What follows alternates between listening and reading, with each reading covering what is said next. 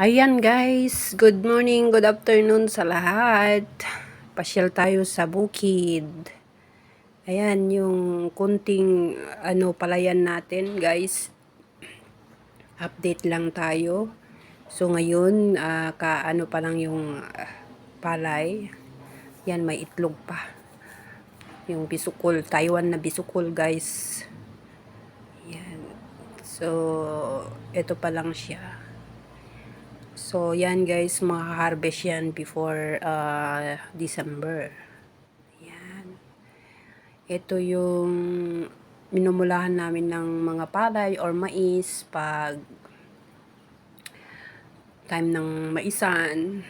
Yan. Nung nakaraan, minulahan nila yung tabeko. Tibeko yung minumula namin dyan. Ayan yung bahay, hindi pa tapos. Yan, hindi pa tapos yan guys, marami pang perang gagastusin.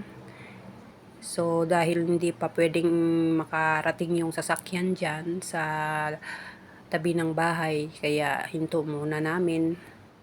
Saka na lang pag naani yung palay ang tatapusin yung bahay natin. Ito lang naman yung baryo namin guys, malapit sa bundok.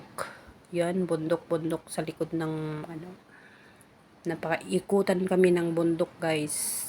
Yan. So, yung masarap tumira dyan guys, kasi alam nyo na, tahimik, ganyan. Yan yung bahay, di pa tapos. Marami pang perang kakainin yan guys. Yan.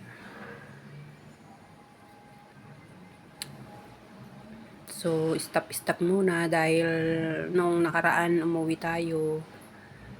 Yan, kaya yung budget natin is budget muna natin na umuwi. So, hanggang dito na lang guys.